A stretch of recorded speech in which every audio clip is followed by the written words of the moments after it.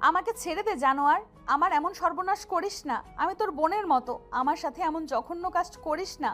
আমি তোর পায়ে ধরি, আমি মরে যাব, এমন করিস না। ভাইয়া, এইসব কি করছো? আয়ান, তুই এখানে কি করস? রাফি আয়ানকে দেখে লাফ দিয়ে নদীর উপর থেকে উঠে পড়ল। আয়ন দৌড়ে গিয়ে ওর শার্ট খুলে নদীর উপর দিয়ে দিল। আয়ন রেগে রাফির মুখে সজোরে ঘুষি মারল। রাফি রেগে বলল, আয়ান, তুই ছোট হয়ে বড় ভাইয়ের গায়ে হাত তুললি। তুমি ভাই নামে কলঙ্ক। তুমি নদী আপুকে উলঙ্গ করে দিয়েছো। আপু চিৎকার করে কান্না করছে, তুমি আপুকে ছাড়ছিলে না। তুমি পচা একটা ছেলে। আমি সবাইকে বলে দিব আমার টিচারকে তুমি মারছিলে। ভাইয়া, আই হেট ইউ। আয়ন ওর প্যান্ট খুলে নদীকে দিয়ে দিল। নদী তাড়াতাড়ি করে প্যান্ট আর শার্ট পরে নিল। হঠাৎ করে কারোর কথার শব্দ শুনে রাফির মাথায় শয়তানি বুদ্ধি চলে আসলো।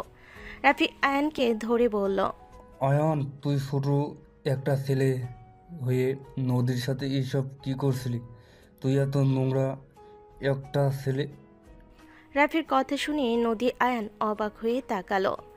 বাসার ভিতরে আয়নের দাদু আব্বু ভিতরে ঢুকতেই রাফি আয়নকে মারতে মারতে বলল, আবু, দাদু কাকে ছোট ভাবছো? দেখো, এই ছোট্ট বাচ্চা বলো তাকে, সেই নদীকেই এনে এখানে তুলে নিয়ে এসেছে। সি সি, আমার ভাবতেও ঘৃণা হচ্ছে। মিথ্যা কথা। চুপ, তুমি এত খারাপ? আমার ছোট ভাইয়ের সাথে এইসব করতে লজ্জা করে না? আয়নের দিকে তাকিয়ে দাদু আর আয়নের আব্বুর মাথায় আগুন ধরে গেল। আয়ন কিছু বলার আগেই আয়নের দাদু হাতের লাঠি দিয়ে আয়নকে মারতে লাগলো আর বলল, সি সি, এত ছোট একটা ছেলে হয়ে বোনের বান্ধবীর সাথে, সি, তোমাকে মেরে ফেলবো। দাদু, আমি কিছু করি নাই। দাদু, এইসব মিথ্যা কথা। আয়নের আব্বু গালে থাপ্পড় মেরে বলল, মিথ্যে কথা বলছে। তোর শরীরে জামা কই? হাফ প্যান্ট ছাড়া শার্ট প্যান্ট কোথায়? নদীর শরীরে কিভাবে গেল? তোকে আমি মেরেই ফেলবো। আব্বু, আমি কিছু করি নাই, ভাইয়া করছে। চুপ, ভাইয়ার নামে দোষ দেস? আব্বু, আমি আসলে নদী ওর শার্ট প্যান্ট তাড়াতাড়ি করে পরে নেয়। আঙ্কেল, ওই মিথ্যা বলছে। এই রাফি আমাকে। নদীকে আর কিছু বলার সুযোগ না দিয়ে থাপ্পড় মেরে দিল দাদু। থাপ্পড় দিয়ে বলল, তোকে আমি ভালো মেয়ে ভেবেছিলাম। তুমি এতটা নোংরা একটা মেয়ে, তোমার থেকে কম বয়সের ছেলের সাথে এমন নোংরামি করতে লজ্জা করে না? তোমার আব্বুকে এক্ষুনি আমি ডাকছি, আর তুই এখন যা, শার্ট পরে আয়। দাদু, আমরা কিছু করি নাই, ভাইয়া মিথ্যা বলছে।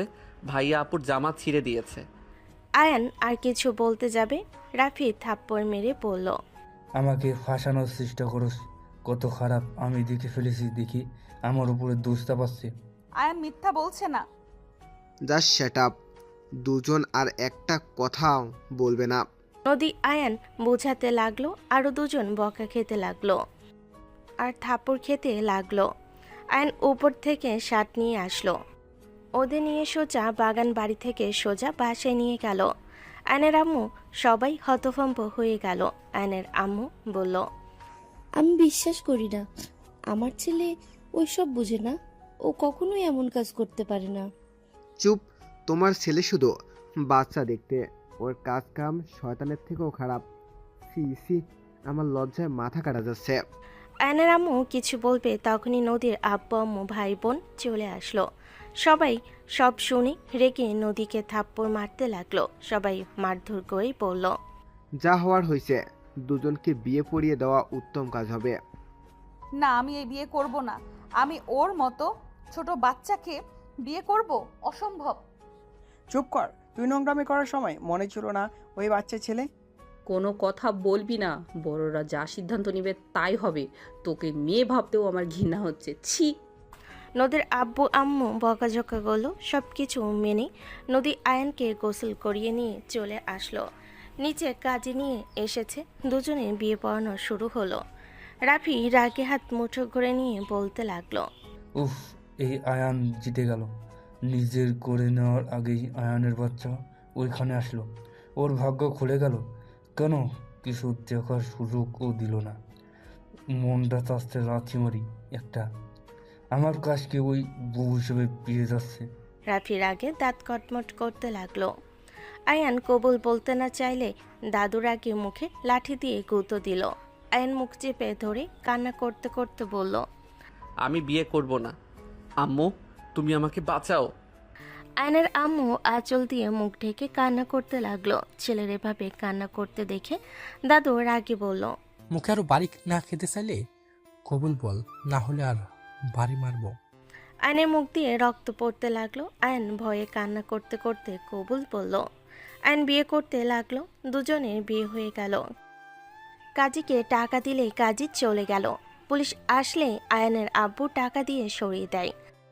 আয়ন নিজের রাগার কন্ট্রোল করতে না পেরে রাফির কাছে গিয়ে রাফির মুখে সমস্ত শক্তি দিয়ে ঘুষি মারল। রাফি চিৎকার দিয়ে উঠল। দাদু রেগে আয়নকে মারতে লাগলো। আয়ন কান্না করতে লাগলো আর দাদুর লাঠির বাড়ি আটকাতে লাগলো। দাদু রেগে বলে, এত খারাপ বড় হয়ে দাঁত ভেঙে দিস, নোংরামি করবি আর সেটা দেখে বললে দোষ, তোকে আমি মেরে ফেলবো। আব্বাজান, আয়নকে ছেড়ে দিন। সব তোমার জন্য হয়েছে, তুমি সব নষ্টের মূলে কারণ। তুমি ওকে নষ্ট করেছো, ওকে প্রশ্রয় দিয়ে দিয়ে মাথায় তুলেছো। আয়ন ওর আম্মুর পিছনে লুকালো। আয়নের আব্বু রেগে আয়নের আম্মুকে টান দিয়ে সরিয়ে দিয়ে বলল, তোর জন্য আমার ছেলেটা এত খারাপ হয়েছে।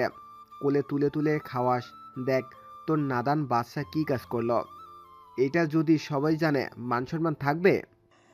আমি বলছি না, আমার ছেলে এমন কাজ করতে পারে না। নদী, তুমি আমার ছেলেকে জোর করে নিয়ে গেছো। আম্মু, আমি নদী আপুর কিছু করি নাই। আবার মিথ্যে কথা বলোস? দাদু মারতে যাবে, সাথে সাথে নদীর সামনে লাঠি ধরে চিৎকার দিয়ে বলল, হ্যাঁ, আমরা দোষী। আমাদের বিয়ে হয়ে গেছে। আয়ন এখন আমার স্বামী। আমার সামনে আমার স্বামীর গায়ে হাত তোলার আপনাদের কোনো অধিকার নেই। আপু, মিথ্যা কথা কেন বলো? চুপ করো, চলো আমার সাথে। নদী আয়নের হাত ধরে নিয়ে যেতে লাগলো। আয়নকে নিয়ে নদী ওর বাসায় চলে গেল। নদীর বাসা আয়নের বাসা দুইটা বাসার পরে। সবাই দুজনকে দেখে কিছুক্ষণ আয়নকে এই অবস্থায় দেখে জিজ্ঞেস করতে লাগলো আর এগিয়ে আসতে লাগলো।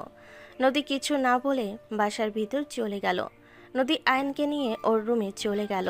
আয়ন খাটে বসে ফুপিয়ে ফুপিয়ে কান্না করতে লাগলো। নদী বলে উঠল, কান্না বন্ধ করো। কান্না করে কখনো কোনো সমাধান হবে না। কিভাবে প্রতিশোধ নেওয়া যায় সেটাই ভাবতে হবে। আম্মু বলছে কারোর উপরে প্রতিশোধ নিতে হয় না। আল্লাহ ধৈর্যশীল আর ক্ষমাশীলকে পছন্দ করেন। আমি জানি, কিন্তু আমি তোমার ভাইকে শান্তিতে থাকতে দেব না। তুমি যদি না আসতে তাহলে আজ আমি একটা ধর্ষিতা মেয়ে হিসেবে পরিচয় হয়ে যেত। তারপর ওই আমাদের দুজনের গায়ে কলঙ্কের দাগ দিয়েছে। যে ছেলে নিজের ছোট ভাইকে ফাঁসাতে দ্বিধাবোধ কাজ করলো না তার মনে, আর সেই মানুষকে কিনা ক্ষমা করে দিতে বলো? আপু, ভাইয়া অনেক পচা। ভাইয়ার সাথে আমি আর কোনো কথা বলবো না। আর আপু, চিন্তা করো না, আল্লাহ একদিন ওকে এর শাস্তি দিবে। আল্লাহ ছাড় দেন, ছেড়ে দেন না। আমাদের উপরে যে জুলুম করছে তাকে পস্তাতে হবে। আর সত্যি কখনোই চাপা থাকে না। আজ না হয় সেই জিতে গেল, একদিন তাকে পস্তাতে হবেই।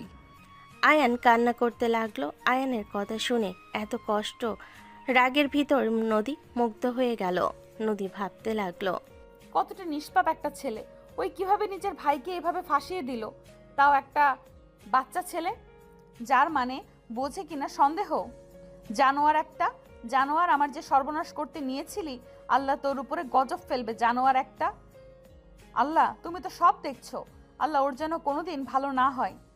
নদী কথাগুলো ভাবতে লাগলো। দরজার সামনে আতিয়া আসলে আয়ন দৌড়ে গিয়ে আতিয়াকে জড়িয়ে ধরে হামা করে কান্না করতে লাগলো। আতিয়া আয়নের মাথায় হাত বুলিয়ে দিয়ে বলল, বাবু, কান্না করিস না। কি অবস্থা করছে তোর? নদী, তুই আমার ভাইয়ের সাথে এমন নোংরামি কিভাবে করতে পারলি? দোস্ত, তুই আমাকে ভুল বুঝলি? তোর মনে হয় আমি এই বাচ্চা একটা ছেলের সাথে এমন জঘন্য কাজ করব? তুই আমাকে কিভাবে এমন নিচু মন মানসিকতার ভাবতে পারলি? তাহলে কি আব্বু দাদু মিথ্যা বলছে? আপু, আমরা কিছু করি নাই। আতিয়া, তুই বস, আমি সব বলি। তুই দয়া করে সবার মতো ভুল বুঝিস না। তুই ভুল বুঝলে আমি কার কাছে যাব? কি ভুল বুঝছি? তোর জন্য আমার ছোট ভাইটার কি অবস্থা হয়েছে? সারা শরীরে রক্ত, কি অবস্থা! ঠোঁট কেটে গেলে তারপর আমাকে বলস বসতে, তোর কথা শুনতে। আমি বলছি না আমরা দুজন কিছু করি নাই। তুই শান্ত হয়ে বস, আমার কথা শোন।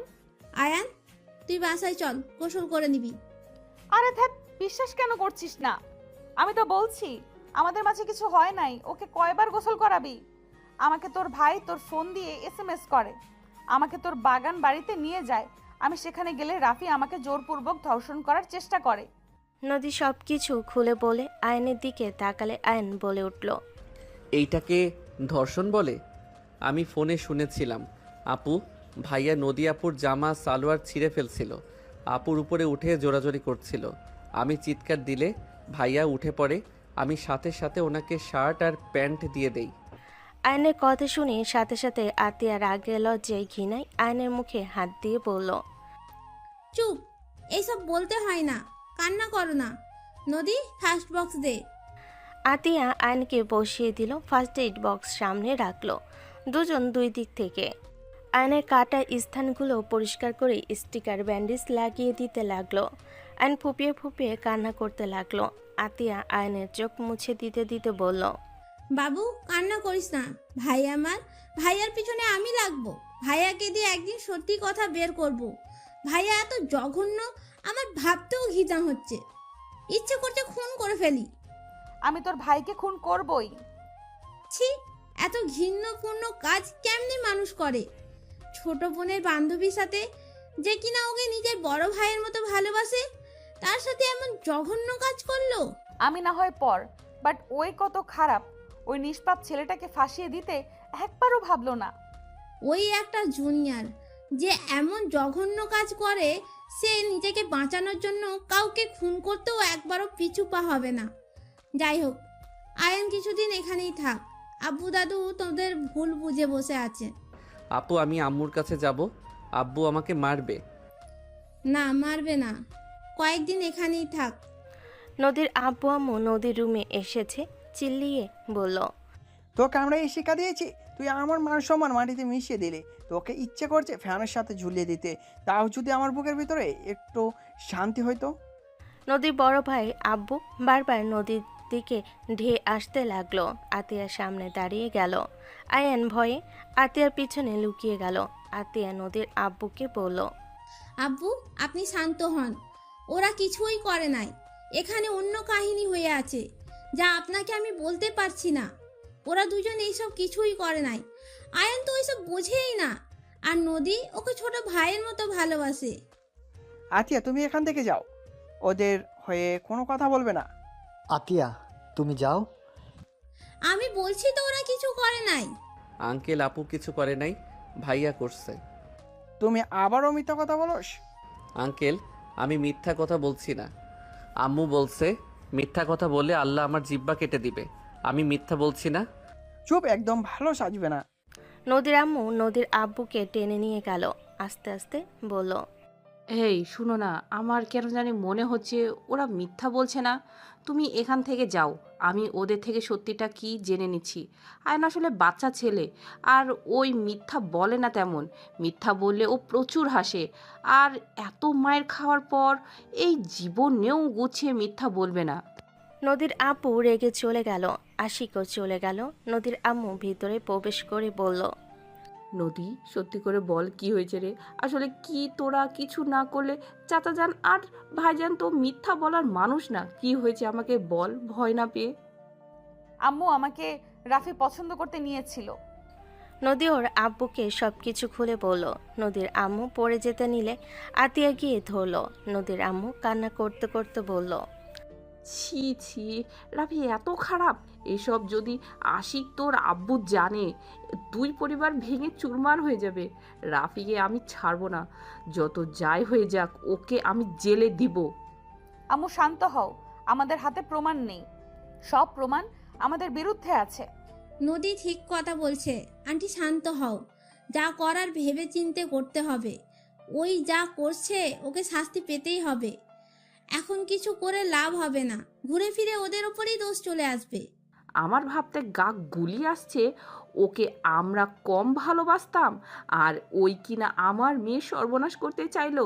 আল্লাহ বাঁচাইছে, চরিত্রহীনের সাথে বিয়ের কথা বলার আগে আয়ানের সাথে বিয়ে হয়ে গেছে, না হলে ওই জানোয়ারের সাথে বিয়ে হইলে আমার মেয়েকে সারা জীবন কষ্টে জীবন পার করতে হতো।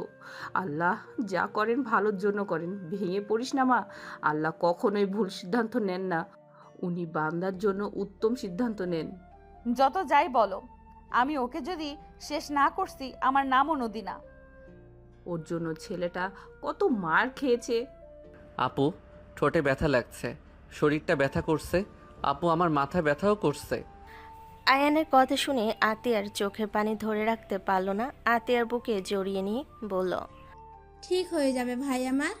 আয়ন, তুমি খাটে শুয়ে পড়ো, আমি তোমার জন্য খাবার নিয়ে আসছি আর নাপা নিয়ে আসছি। তুই যাস না, আমি নিয়ে আসছি। নদীর আম্মু চলে গেল। আতিয়া আয়নকে শুইয়ে দিল। আয়নের শরীরে হাত বুলিয়ে দিতে লাগলো। আয়ন আতিয়ার দিকে তাকিয়ে বলল, আপু, আম্মুর কাছে যাব। পরে, এখন যাওয়া যাবে না। তুই গেলে আরো রেগে যাবে আব্বু দাদু। আরো রেগে গেলে আবার ঝামেলা করে পুরো বাড়ি মাথায় করে ফেলবে। আম্মু তোকে এখানেই থাকতে বলছে। আপু, আমি এই বাসায় থাকবো না। আম্মুকে ছাড়া তো আমি থাকি না। আস্তে আস্তে একা থাকা শিখতে হবে। আচ্ছা আয়ান, একটা কথা বলো তো, তুমি কাল বিকেল বেলায় ওইখানে কেন গিয়েছিলে? আমি তো প্রতিদিন যাই, আম্মু ফুটবল খেলতে দেয় না, তাই আমি ওই বাসায় ফুটবল আর জামা কাপড় লুকিয়ে রাখছি। ওইখানে গিয়ে পোশাক চেঞ্জ করে বল নিয়ে খেলতে যাই। খেলা শেষ করে ওই বাসায় গিয়ে গোসল করে আগের পোশাক পরে বাসায় যাই। দুজন ভুরু কুচকে তাকালো। আতিয়া বলে উঠল, কি, তুই আমাদের চোখের আড়ালে খেলতে যাস? ও, এই জন্য তো পা ব্যথা করে। আম্মু যদি জানে কানের নিচে বাজাবে। কত বড় ফাজিল! আর এইটুকু পোলার বুদ্ধি কি, কানের নিচে বাজাবো? থাক, বকা দিস না। ভাগ্য ভালো যে ওই গেছিল, না হইলে আমাকে আত্মহত্যা করা ছাড়া উপায় হইতো না। তা ঠিক বলছোস। এই নে খাবার আর মেডিসিন। আতিয়া খাবার নিয়ে আয়নকে খাইয়ে দিতে লাগলো। আয়ন খাবার খেয়ে মেডিসিন খেয়ে ঘুমিয়ে গেল। 8টার দিকে আয়নের ঘুম ভাঙলে দেখে মাথা ভারী হয়ে আছে। আয়ন উঠতে নিলে মাথা ঘুরে উঠল। নদী আয়নের দিকে তাকিয়ে বলল, আয়ন, উঠে গেছো? আপু, আমার শরীরটা প্রচণ্ড ব্যথা করছে, মাথা ঘুরছে, উঠতে কষ্ট হচ্ছে। আয়ন খাট থেকে পড়ে যাবে, দৌড়ে গিয়ে আয়নকে ধরলে। নদী চমকে উঠল। নদী আয়নকে ভালোভাবে বসিয়ে দিয়ে বলল, তোমার তো জ্বরে শরীর পুড়ে যাচ্ছে। আপু, আম্মুর কাছে নিয়ে চলো না, আমার ভালো লাগছে না। তোমার আম্মু এসেছিল, তোমার আপুকে ডাক দেয়। আম্মু আমার সাথে রাগ করছে, তাই না? না, তোমার আম্মু তোমার উপরে রাগ করে নেই। তোমার আব্বু রেগে আছে, পরিস্থিতি ঠান্ডা হইলে চলে যেতে পারবে। আর তোমার আপু তো তোমার সাথে থাকবেই। ওয়েট করো, তোমার আপুকে ডাক দেই। নদী আতিয়াকে ডাকতে যাবে, তখনই আতিয়া 2 কাপ চা নিয়ে এসে বলল, ভাই, উঠে গেছোস? নদী তোর চা। ওর প্রচন্ড জ্বর রে, মাথায় পানি ঢেলে দিব নাকি? আতিয়া আয়নের কাছে গিয়ে গলায় হাত দিলে দেখে জ্বরে গা পুড়ে যাচ্ছে। আতিয়া বলে উঠল, জুনিয়রটার জন্য কতটা মার খাইছে, ছোট মানুষ কতই না ভয় পাইছে। আমি ট্যাপে পানি ছেড়ে আসি। নদী ওয়াশরুম গিয়ে বালতিতে পানি ছেড়ে দিল। নদীর আম্মু এসে বলল, নদী, আতিয়া, তোরা 3 জন বাসায় থাকিস, আমি তোর নানা বাড়িতে যাব, মা অনেক অসুস্থ বলে। আচ্ছা যাও আম্মু, ওর অনেক জ্বর, ভাইয়া মেডিসিন নিয়ে এসেছে, দিয়ে যেতে বলো। বাবুকে বলে দিচ্ছি। আর শোন, সদর দরজা ভালো করে লাগিয়ে দিস, খাবার রান্না করা আছে। তোর আব্বুও কিন্তু চলে গেছে। আচ্ছা আম্মু। নদী চলে গেল। নদী ওর আম্মুকে বিদায় করে দিল। আশিক মেডিসিন কিনে নিয়ে এসেছে, দিয়ে বলল, ভালোভাবে দরজা লাগিয়ে দিস। আর আম্মু যাচ্ছে, ওনার কোনো ভরসা নাই, কদিন থাকবে? জানি ভাইয়া, তুমি কবে আসবে? 4 দিন পর। আচ্ছা। সাবধানে থাকিস। আশিক চলে গেল। নদী দরজা লাগিয়ে দিয়ে উপরে চলে গেল।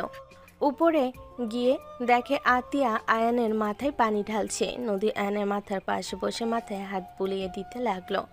আয়নের শরীর কেঁপে উঠতে লাগলো। নদী বলে উঠল, অনেকক্ষণ পানি ঢালছো, তোর মনে হয় শীত লাগছে। মুছে দি। আমি মুছে দিচ্ছি, তুই হোমওয়ার্কের কাজ সাবমিট করে দে। পরে দে। শয়তান, মাথা খাবি তুই, যা। আতিয়া চলে গেল। নদী আয়ানের মাথা মুছে দিতে লাগলো। নদী আতিয়াকে বলল, ও শরীর মুছে দিলে ভালো হইতো মনে হয়। দে মুছে। আমি তোর জামাই তো লাগে। নদী আতিয়ার কথা শুনে আয়ানের দিকে তাকাতেই অন্যরকম ফিলিংস কাজ করতে লাগলো। নদী মাথা ঝাঁকিয়ে তোয়ালে ভিজিয়ে নিয়ে এসেছে। আয়ানের শার্ট খুলতে গেলে আয়ান বলে উঠল, আপু কি করছো? হাত সরাও, শরীর মুছে দিলে ভালো লাগবে। আয়ান, তুই নদীকে আর আপু বলিস না। কেন? নদীকে বউ বলে ডাকবি। তোদের তো বিয়ে হয়ে গেছে, আপু বলা যাবে না। এখন থেকে ওকে জান বা বউ বা নদী বলে ডাকবি। আতিয়া ভিলেন মার্কা হাসি দিলে নদী লজ্জায় আতিয়ার দিকে তাকাতে আতিয়া হাসি দিল। নদীর আগে লোক নিয়ে তাকালো। আয়ন কিছুক্ষণ মাথা চুলকিয়ে বলল, আপু বলা যাবে না, নামও ধরে ডাকা যাবে না। উনি তো আমার বড় নাম ধরে ডাকলে বেয়াদব বলবে মানুষ। দুইটা অপশন আছে, একটা বউ আর একটা জান। জান বলবো না, আমার জান তো আমার আম্মু। বউ বলবো। ওকে। বউ আমার শার্ট ছাড়ো, আমার শরম লাগছে। আয়নের মুখে বউ ডাক শুনে নদী ভ্যাবাচাকা খেয়ে গেল। নদী লজ্জাও লাগলো, আবার অন্যরকম ফিলিংসও হতে লাগলো। নদী বলে উঠল, আমি তোমার বউ, আমি চাইলে তোমার সব কিছু দেখতে পারবো। নদীর কথা শুনে আতিয়া বলে উঠল, ধুর ফাজিল মাইয়া, তুই ভালো হবি না। আমি অন্য রুমে গেলাম, বাট কিছু করিস না। অসুখ ঠিক হইলেই শিখিয়ে নিস। আতিয়া ল্যাপটপ নিয়ে চলে গেল। নদী আয়নের প্যান্টে হাত দিলে আয়ন হাত ছড়িয়ে দিয়ে বলল, বউ, আপনি কিন্তু লুচি হয়ে গেছেন। আরে সারা শরীর মুছে দিতে হবে, জ্বরে শরীর স্পর্শ করতে পারছি না, দেখতে পারছো না? আমি নিচে কোনো কিছু পরি নাই। আচ্ছা, আমি আমার ওড়না দেই। নদী ওর শরীর থেকে ওড়না দিয়ে আয়নকে পরিয়ে দিল। আয়ন নদীর দিকে না তাকিয়ে অন্যদিকে তাকিয়ে থাকলো। নদী আয়ানের শার্ট প্যান্ট খুলে সারা শরীর মুছে দিতে গেল। আয়নের ব্যথা আর শীত লাগতে লাগলো। সারা শরীরে লোম দাঁড়িয়ে গেল। নদী তাড়াতাড়ি করে মুছে দিয়ে শার্ট প্যান্ট পরিয়ে দিয়ে শুয়ে দিয়ে বলল, খাবার নিয়ে এসেছে, খাওয়াই দেই। আর মেডিসিন খেয়ে নাও, ঠিক হয়ে যাবে। বউ, অনেক শীত লাগছে। ওয়েট করো, কম্বল বের করে দেই। নদী আয়নের শরীরের উপরে দুইটা কম্বল দিয়ে দিল। নদী রুম থেকে বের হয়ে পাশের রুমে উকি দিয়ে বলল, খচ্চর মহিলা, তোর ভাইকে যে বউ বলা শেখালি, এখন কচু বউ বউ করতেছে। আমি যদি নিজের কন্ট্রোল হারাই, তোর দোষ। আতিয়া হাসতে হাসতে বলল, তুই আসলেই লুচ্চি হয়ে যাচ্ছস। তোর উপরে তোর ফিলিংস কাজ করছে। জামাই হয় অটোমেটিক ফিলিংস চলে আসছে। আগে তো ছোট ভাইয়ের চোখে দেখতাম, ওইভাবে খেয়াল করি নাই। পিচ্চির ঠোরজোড়া অনেক আকর্ষণীয়, আর যেটা দরকার ওইটা পারফেক্ট। আতিয়া নদীর কথা শুনে হাতের কাছে পুতুল ঢিল মেরে দিয়ে বলল, মহিলা, তুই সামনে থেকে যাবি। কুত্তা, ভুলে যাস না আমি ওর বড় বোন। কথাবার্তা সাবধানে বল। নদী পুতুল ক্যাচ ধরে আতিয়ার কথা শুনে মাথা চুলকাতে চুলকাতে বলল, ইয়া মানে সরি জানু, আসলে খেয়াল ছিল না। শালি, তুই কেন যে ননাস হয়ে গেলি? একদিকে ভালো হয়েছে, আমার জামাইয়ের দিকে নজর দেওয়ার মতো কোনো অপশন আর তোর নাই, কিন্তু আমি চাইলে তোর জামাইয়ের দিকে নজর দিতে পারবো। নদীর কথা শুনে আতিয়া মাথা চুলকাতে চুলকাতে বলল, ইয়া মানে তুইও চাইলে এমনও হতে পারে তুই নজর দিতে পারবি না। কেন? বলবো না। আমার ভাইকে বিয়ে করবি নাকি? ওই রকমও হতে পারে। তাহলে ভালোই হবে, দুজন দুই বাড়ির বউ হব। আমি তোর ননাস, তুই আমার ননাস। আবার তুই আমার ভাবি, আমি তোর ছোট ভাইয়ের বউ। তিনটা সম্পর্ক হয়ে যাবে, অন্য কাউকে চান্স দেওয়ার অপশন নাই। দুজন খিলখিল করে হাসতে লাগলো। নদী মনে পড়লে বলো, ওহো, থাক কুত্তি, তোর ভাইকে খাওয়া, মেডিসিন খাওয়া নিয়ে যা। নদী চলে গেল। নদী নিচ থেকে খাবার নিয়ে এসে রুমে গেল। রুমে গিয়ে আয়নকে খাওয়াই দিয়ে মেডিসিন খাওয়াই দিয়ে শুইয়ে দিল। আয়ন ঘুমানোর চেষ্টা করতে লাগলো। আয়ন কান্না করতে লাগলো। আতিয়া পাশের রুম থেকে দৌড়ে আসলো। আতিয়া আয়নের মাথার কাছে বসে বলল, ভাই কি হয়েছে? আম্মুর কাছে যাব আমি। আম্মুকে কল দিয়ে আসতে বলো আপু। আচ্ছা ওয়েট কর, আমি আম্মুকে কল দিচ্ছি। আতিয়া কল দিতে লাগলো। আয়নের আম্মু কল রিসিভ করে বলল, হ্যাঁ আতিয়া, বল। আম্মু, আয়ানের অনেক জ্বর, ও বারবার তোমাকে খুঁজছে। আমি এক্ষুনি আসছি। তুই যদি এখন এই বাসা থেকে বের হয়ে তোর ছেলের কাছে যাস তাহলে আর এই বাড়িতে তোকে আর আশা লাগবে না। অপদার্থ ছেলের কাছে গেলে তুই এই বাড়ির সারা জীবনের মতো আশা বন্ধ হয়ে যাবে। রায়হান, তুমি আমাকে এত বড় কথা বলতে পারলে? হ্যাঁ পারলাম। মান সম্মান যে শেষ করে দিতে পারে তার মতো ছেলে আমার কোনো দরকার নাই। আয়নের আব্বু আম্মু ঝগড়া আয়নের কানে গেল। আয়ন বলে উঠল, আপু আম্মুকে না করে দাও, আমি আর আম্মুর কাছে যাব না। আম্মুর আশা লাগবে না, আমি ঘুমাবো। আয়ন ঘুরে কান্না করতে লাগলো। আতিয়ার চোখে পানি চলে আসলো।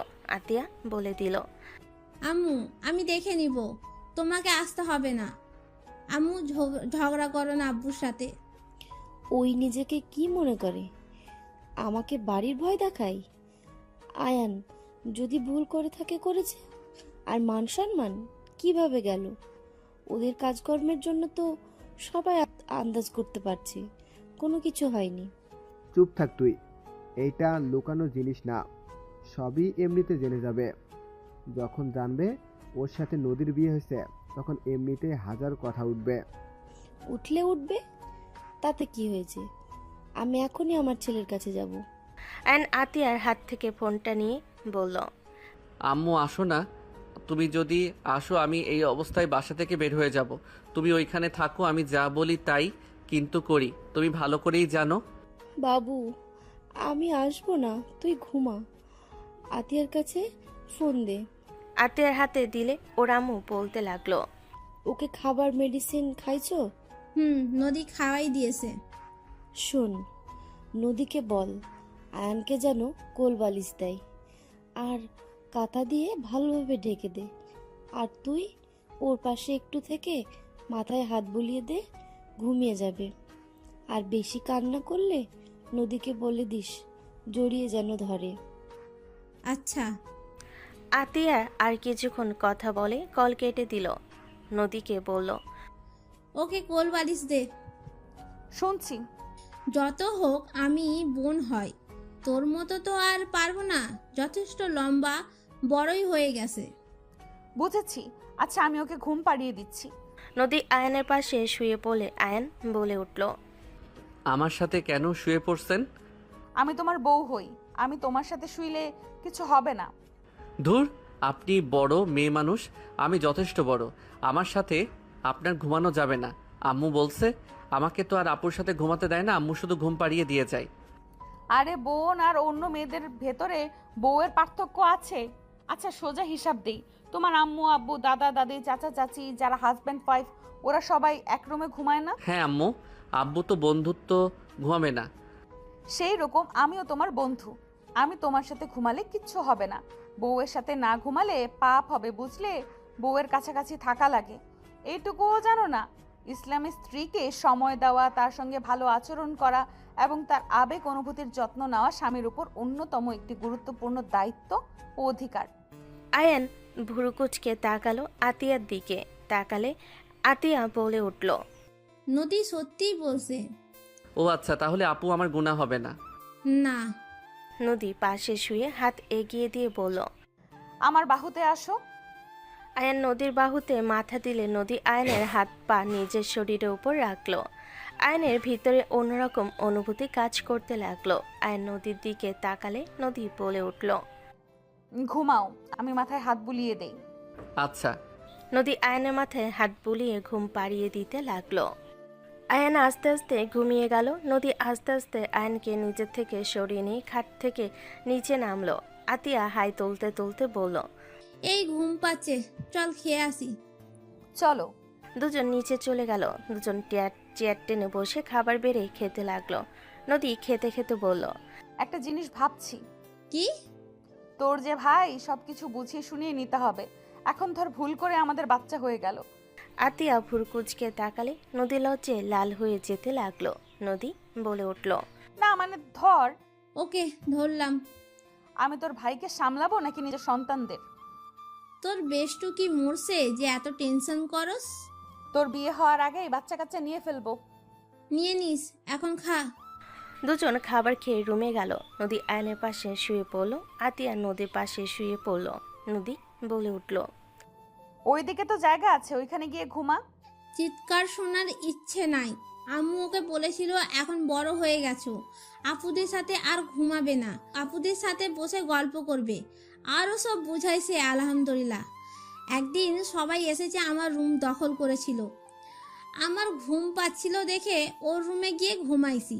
ফাজিল স্কুল থেকে এসে আমাকে দেখে এমন চিৎকার দিয়ে বলল, আম্মু আপু পচা হয়ে গেছে, আমার রুমে ঘুমাইছে কেন?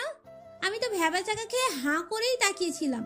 আম্মু কপালে হাত দিয়ে বলে, হায় আল্লাহ, বোঝালাম কি, আর এই পোলা কয়েক লাইন ওপরে চলে গেছে। আতিয়ার কথা শুনে নদী হাসতে হাসতে গড়াগড়ি খেতে লাগলো আর বলল, ভাগ্য ভালো, আমার সময় আমাকে বিশ্বাস করছে। হাসা বন্ধ করো, ঘুমাবো। লাথি খেতে না চাইলে চুপচাপ ঘুমা। ওকে জানো, গুড নাইট। জড়িয়ে ধরিস না, জামাই পাশে আছে। কুত্তি। আতিয়া অন্যদিকে ঘুরে শুয়ে পড়ল। নদী আয়নের বুকে হাত রেখে ঘুমিয়ে পড়ল। 4 দিন পর আয়ান ঘুম থেকে ওঠে। গানের শব্দ কানে আসলো ভেসে। আয়ান ওয়াশরুমে গিয়ে ফ্রেশ হয়ে নিচে নামলো। কয়েকটা সিঁড়ি ধাপ ধাপ করে পার করে নিচে নামছে। আয়ানের ভুরু কুচকে গেল। আয়ান দেখে নদী, আতিয়া আর দুজন মেয়ে ডান্স করছে। অশ্লীলভাবে ডান্স করতে দেখে আয়ান চোখ সরিয়ে নিয়ে সোজা বক্সের কাছে গিয়ে ফোন খুলে ফেলল। সবাই বিরক্ত হয়ে বক্সের দিকে তাকাতে দেখে আয়ান। নদী বলে উঠল, আয়ান, কি করলে এটা? ফালতু মাইয়াগুলো। ভাই কখন উঠছোস? চুপ কর ফালতু। আরে ভাই, আমরা মজা করে নাচছিলাম। আমাদের পরীক্ষার রেজাল্ট ভালো হয়েছে, তাই আমরা পার্টি দিয়েছি। লুঙ্গি শার্ট এসব কি? আয়নের কথা শুনে 4 জন ভ্যাবাচাকা খেয়ে মাথা চুলকাতে লাগলো। আতিয়া তাড়াতাড়ি করে ওড়না পরে নিল। আয়ান নদীর দিকে রাগী লুক নিয়ে তাকালে নদী হাসি দিয়ে বলল, তুমি তো আমার জামাই হও, আমি এইভাবে থাকলে সমস্যা নেই। এখানে তো কোনো পরপুরুষ নাই। আমি কি ছেলে না নাকি? আমাকে দেখে কি মাইয়া মনে হয়? আয়ানের কথা শুনে আতিয়ার 2 বান্ধবী হাসতে লাগলো। নদী বলে উঠল, আরে বাবা, তুমি তো আমার হাজবেন্ড, এইভাবে দেখলে সমস্যা নাই। আরে আয়ান, ওই তোমার বউ, তোমার সামনে উলঙ্গ হয়ে থাকলেও কোনো পাপ হবে না, বুঝলে? ছি আপু, বাজে কথা বললেন না। আপু আমি বাসায় যাব। যা। বাসায় কেন যাবে? ভালো লাগছে না, আর স্কুলে যাই না। স্কুলকে মিস করছি। ও বউকে মিস করবে না। না। আয়ান কথাগুলো বলে চলে গেল। নদী মন খারাপ হয়ে গেল। আতিয়া বলে উঠল, দূর নাচ, মন খারাপ করস কেন? ওই কি অত বুঝদার হয়েছে নাকি যে ওর জন্য মন খারাপ করস? তোর ভালোবাসা যখন বুঝবে তখন একাই চলে আসবে। ঠিক বলছে। আরে এত মন খারাপ কেন করছিস? সেই তো কয়েক বছর আগে যাকে আমরা হাত ধরে নিয়ে গিয়ে দোকান থেকে চকলেট আইসক্রিম কিনে দিতাম, সেই ছেলে তোর জামাই, ভাবা যায়? সবাই হেসে দিল। তোমার নদীকে নিয়ে লুঙ্গি ডান্স করতে লাগলো। ওদিকে আয়ন বাসায় চলে গেল। বাসার ভিতরে ঢুকতেই দেখে সবাই ওর দিকে তাকিয়ে আছে। কেউ কোনো কথা বলল না। আয়নের আম্মু দেখে বলল, বাবু এসেছিস? আয়ন ওর আম্মুকে জড়িয়ে ধরে বলল, তোমাকে অনেক মিস করছি আম্মু। আমি জানি তো, আমার বাবা আমাকে মিস করছে। যা ফ্রেশ হয়ে আয়, আমি খাবার দেব। স্কুলে যাব আম্মু, সময় নাই। তোর শরীরে অল্প অল্প জ্বর এখনো আছে, পুরোপুরি সুস্থ হয়ে নে, তারপর যাস। না, 4 দিন স্কুলে যাই নাই, আমার টিফিন দিয়ে দাও। কিরে, বউ রেখে চলে আসলি? রাফির কথা শুনে আয়ন রেগে হাতের কাছে ফুলদানি দিয়ে ঢিল মারতে যাবে। সাথে সাথে আয়নের আব্বু বলল, আয়ান, আয়নের আম্মু হাত ধরে ফেলল। রাফি ভয়ে ঢোক গেল। আয়নের আম্মু বলল, রাফি, তুই আয়ানের সাথে কোনো কথা বলবি না? আয়ান রুমে যা, আমি টিফিন তৈরি করি। ওকে। আর এই লুচ্চা যেন আমার সম্পর্কে কোনো কথা না বলে। ফালতু একটা পোলা, বিয়ে করে নাই, কিছু নাই। অন্য মেয়ের পোশাক খুলে এখন আমার বউয়ের দিকে নজর দিস, চোখ তুলে ফেলবো। এইসব কি বলিস বেয়াদব? ঠিক বলছি। এই তোর বউ তোকে এইসব শিখিয়েছে নাকি? তুই এইসব কিভাবে জানোস? রাফি কথাটা বলে চুপ হয়ে গেল। সবাই অবাক হয়ে তাকিয়ে বলল, রাফি কি বলিস? না মানে এইসব বলা স্বাভাবিক যে ছেলে বড় আপুর সাথে নোংরামি করতে যায়। চুপ কর বেয়াদব, তোর কথা শুনলে আমার রাগ হয়। আয়ান, ওই কিন্তু তোর বড় ভাইয়া। ওকে বড় ভাই হিসেবে মানি না। ওই পচা ভাইয়া, ওই খারাপ ছেলে, ওই মেয়ে মানুষের শরীর দেখার জন্য মেয়ে মানুষের জামা পায়জামা টান দিয়ে ছিঁড়ে ফেলে। আয়নের কথা শুনে রাফি রেগে গেল। হঠাৎ করে আয়নের আপু রেগে ওর দিকে আসতে লাগলো। আয়নের আম্মু সামনে দাঁড়িয়ে বলল, আয়ান রুমে যা, আর এইসব বাজে কথা মুখে নিয়ে আসিস না। আমি আর ভয় পাই না। আমি তো মিথ্যা কথা না বলেও মিথ্যাবাদী হয়েছি। আব্বু দাদুকেও আমি ভয় পাই না। ওরা প্রচুর বিচারক। ওনারা ভুলভাল বিচার করে। আমাদের যেভাবে মিথ্যা অপবাদ দিয়ে বিয়ে দিল, কতজনকে না বুঝে কত কিছু করছে এরা। আয়ান, মুখ সামলে কথা বল। আব্বু দাদুকে এত বড় কথা বলার সাহস কই পাস? নোংরামি করস, আবার কথা বলস বড় গলায়। আব্বু, ওর শিক্ষার অভাব আছে। রাফির কথা শুনে আয়নের আপু সামনে দিয়ে সবাইকে অবাক করে দিয়ে প্যান্টের বেল্ট খুলে রাফিকে সজোরে বাড়ি মারল। রাফি জোরে চিৎকার দিয়ে ফুলরে গড়াগড়ি খেতে লাগলো। দাদু রেগে বলল, রাহেন, কি করলি এটা? আব্বাজান, আমার এখন কেন জানি মনে হচ্ছে আয়ান সত্যি কথাই বলছে। প্রথম তো আয়ান যে কারণ এত মায়ের খেল, তারপর ও ওই একই কথাই বলছে। আর এমনকি নদীও বলছিল। রাগের মাথায় ওদের কথা কানে নিচ্ছিলাম না। আর এখন রাফি কি বলল? ওর বউ শিখাইছে। তার মানে এখানে এই রাফির কোনো হাত আছে। আমি দুদিন আগে আয়ানের ফ্রেন্ডের কাছে খোঁজখবর নিতে পাঠাইছিলাম। ওর বেস্ট ফ্রেন্ড সবাই এক কথা বলছে, আয়ান প্রেম কি তা বোঝে না। ওই ক্লাস করে, খেলাধুলা করে, বাসায় চলে আসে। তাহলে সেই ছেলে ওইসব কীভাবে বুঝলো? আমার মাথা কাজ করছিল না। এখন আমি ক্লিয়ার, এই রাফির কোনো হাত আছে। আব্বু, তুমি আমাকে ভুল বুঝো, মারছো। আমি কিছুই করে নেই। আব্বু, মিথ্যা কথা আব্বু। ভাইয়া বউকে ধর্ষণ করতে নিয়েছিল। আয়নের কথা শুনে সবাই অবাক হয়ে গেল। আয়নের আম্মু বলল, এই শব্দ কই শুনছস? বউ আব্বুকে বলছিল, তখন জানতে পারি এইটাকে ধর্ষণ বলে। সত্যি কথা বল, না হইলে মেরে তোর হাড্ডি ভেঙে ফেলবো। সত্যিটা বল। যদি বলস তাহলে শাস্তি কম, আর যদি না বলস তাহলে মৃত্যু গ্রহণ করার জন্য প্রস্তুতি নিয়ে। আয়নের আপু প্যান্টের বেল্ট দিয়ে মারতে লাগলো। রাফি সহ্য করতে না পেরে বলল, হ্যাঁ, আমি করেছি। আমাকে ছেড়ে দাও আব্বু। আমি আর জীবনে এমন করব না। আমি আর কোনো মেয়ের দিকে তাকাবো না। আমি নদীকে ভালোবাসি। আমি ভাবছিলাম এমন করলে নিশ্চয়ই তোমরা আমার সাথে ওকে বিয়ে দিবে। আমি নদীকে অনেক ভালোবাসি আব্বু। রাফির কথা শুনে সবে হতভম্ব হয়ে গেল। রাদু রাগে লাঠি দিয়ে বাড়ি মেরে বলল, তুই ভালোবাসোস আমাদের বলতে পারতি, আমরা তোদের বিয়ে দিতাম। তুই এমন জঘন্য কাজ কেন করলি? তোর জন্য আয়ানকে ভুল বুঝে মারছি।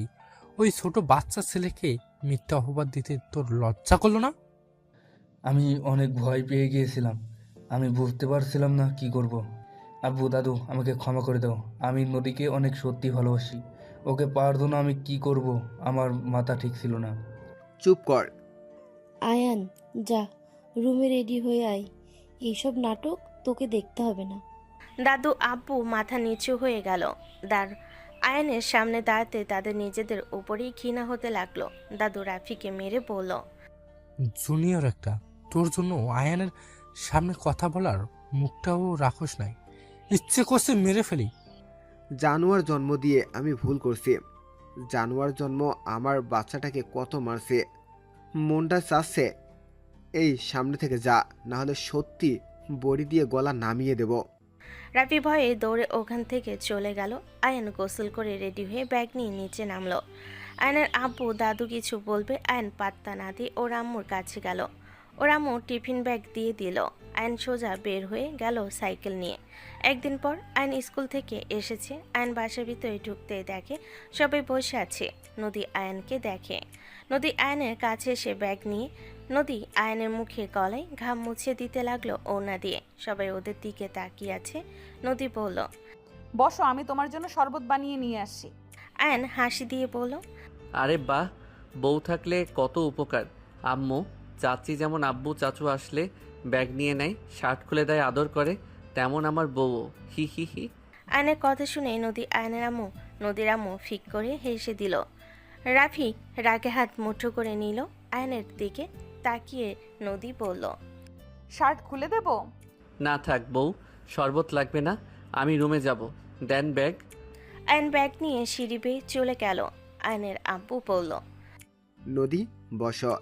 আর যে কারণে ডাকা হইছে আমি কিভাবে বলবো বুঝতে পারছি না। কি কথা বল, হেলি করে কথা বলা আমার অপছন্দ। শরীফ ঠান্ডা হ। আঙ্কেল কি বলবেন বলেন। আসলে আয়ান নদীর বিয়েটা দেওয়া আমাদের ঠিক হয় নাই। মানে কেন ঠিক হবে না? আমাদের কিছু ভুল বোঝাবুঝি হয়েছে, আমরা বুঝতে ভুল করেছিলাম। চাচা যান কি বলতে চাচ্ছেন সোজাভাবে বলেন। দুজন কথা বলতে লাগলো। আয়ন গোসল করে নিচে নামতে লাগলো। সিঁড়ি দিয়ে আর 3টা সিঁড়ি বয়ে নামতে যাবে, তখনই দাদু বলে উঠল, বলতে চাচ্ছি যে আয়ানের সাথে নদীর বিয়েটা দেওয়া আমাদের ঠিক হয়নি। আয়ান ছোট, ওই বউয়ের ব্যাপারে কে বুঝবে। আমি চাচ্ছি ওদের ডিভোর্স দিয়ে রাফির সাথে নদীর বিয়ে দিতে। দাদুর কথা শুনে নদী দাঁড়িয়ে গেল। সবাই অবাক হয়ে তাকালো। আয়ন থমকে গেল। নদীর আব্বু বলল, রাফি কি নদীকে বিয়ে করবে এত কিছুর পর? আর আয়নের সাথে বিয়েটা আমারও পছন্দ না, ওর সাথে নদীকে মানায় না। আমি এমনিতে ওদের ডিভোর্স দিতে চাচ্ছিলাম। নদীর আব্বুর কথা শুনে সবাই অবাক হয়ে গেল। আয়ন বলে উঠল, বউ আমি জানি ডিভোর্স মানে আমাদের বিয়ে ভেঙে যাওয়া, তুমি কি আমাকে দিবে? তুই বউ সামলাতে পারবি নাকি? তুই তো নিজে কি সামলাতে পারিস না? আম্মু সব কাজ করে দেয়, সেখানে তুই বউকে সামলাবি কী করে? আয়ন রাগে রাফির দিকে তাকিয়ে বলল, আমি তোমাকে বলছি না আমার সাথে তুমি কথা বলবে না, আমার কথার উত্তর তুমি দিবে না? আয়ান বিয়েদবি করো, সাহস তো কম না। নিজের বড় ভাইয়ের মুখের উপরে কথা বলো। ভাইয়া ওই ভাইয়ের যোগ্য না, ওই ফালতু একটা ছেলে।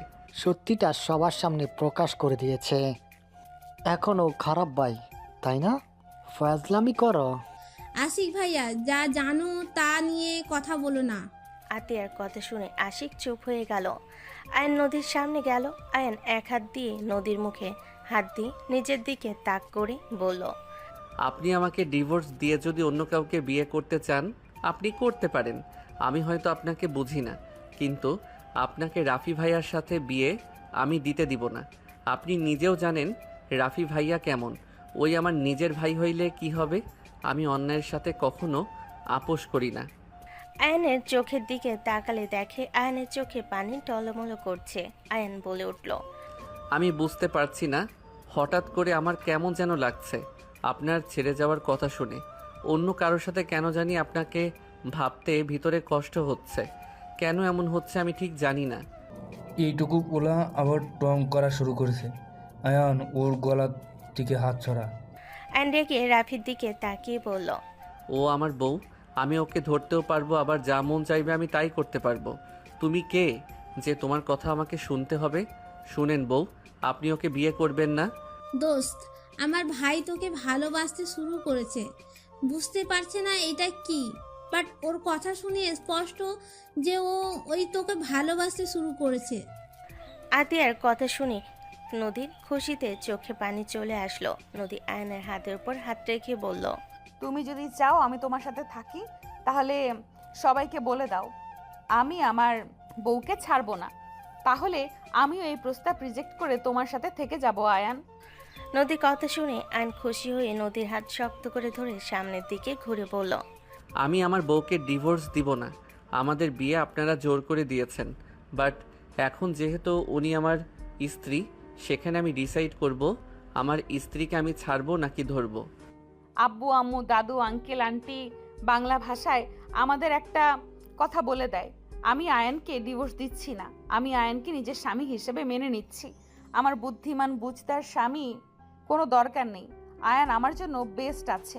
আমি আমার স্বামীকে বুঝিয়ে শুনিয়ে নিতে পারবো, বাট কোনো চরিত্রহীনকে বিয়ে করব না।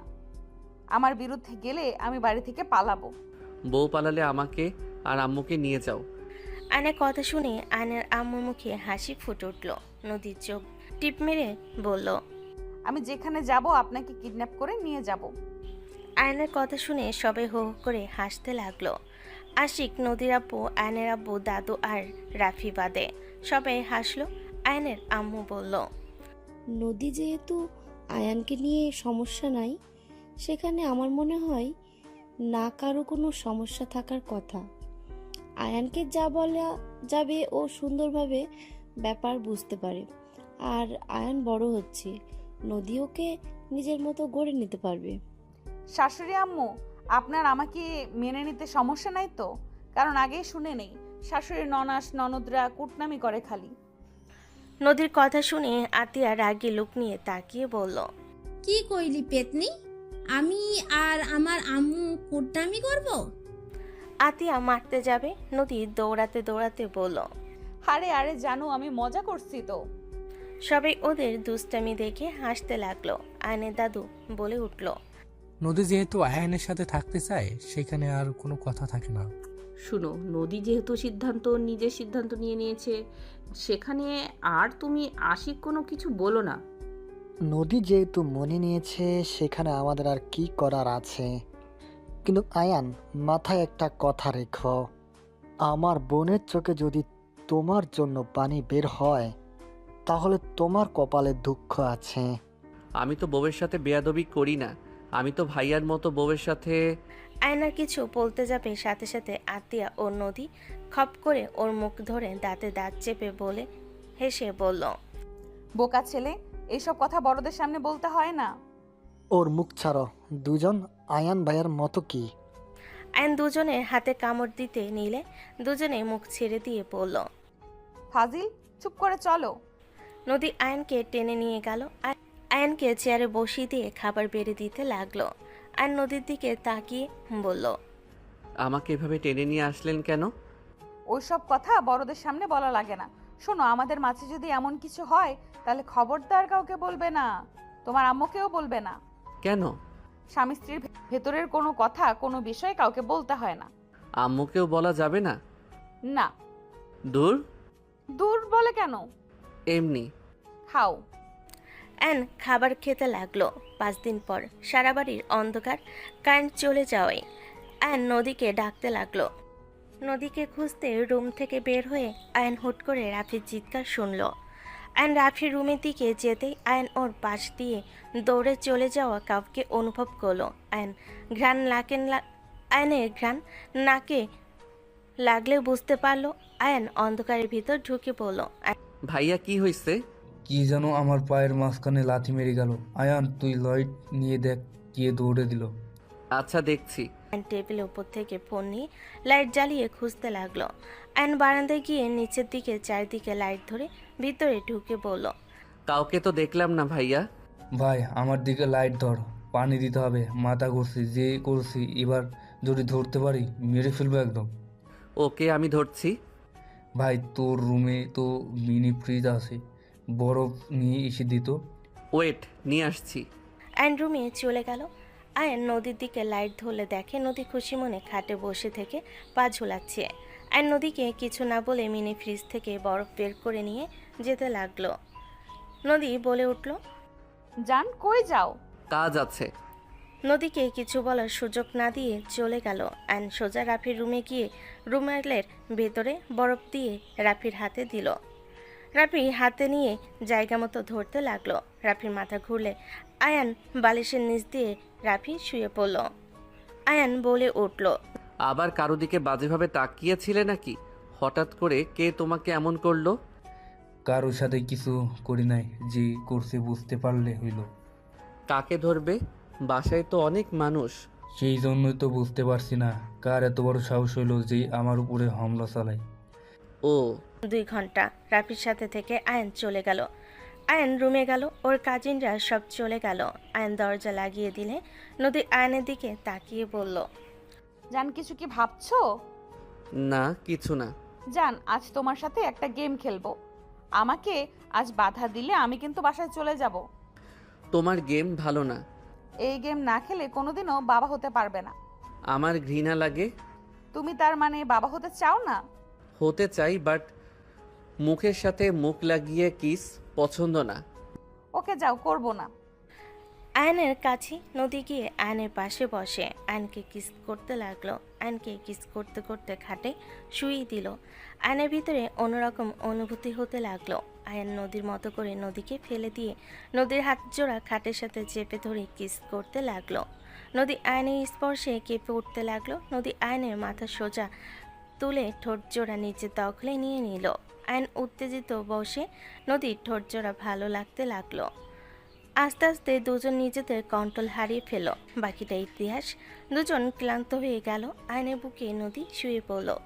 নদী আয়নের বুকে খেলতে লাগলো। দুষ্টামি করে আয়নের বুকে হালকা করে কামড় দিল। আয়ান কেঁপে উঠল। আয়ান বলে উঠল, বউ কি করছো? ছাড়ো, লাগছে কিন্তু। আমি কি তোমায় কিছু বলেছি? না। তাহলে? আচ্ছা, একটা সত্যি কথা বলবে?